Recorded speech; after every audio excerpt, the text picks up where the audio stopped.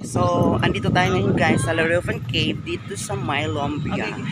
Maraming pupunta guys isa sa mga ngayon spots dito ngayon guys. So, tara guys, pupunta tayo dito. So, ang mga ilang minutes siguro ang papunta dito. I don't think so. Siguro mga pag ako ang nagja-drive is mga 1 hour. Char lang pero kung hindi yung iba, saglit lang.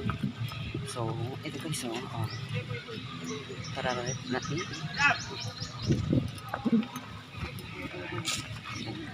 Yan guys, sasama ko yung dalawang dog ko. Yan. So, kasi guys, maganda daw dito kasi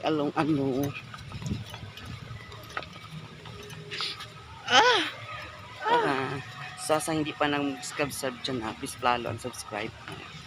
So, tara. Diba?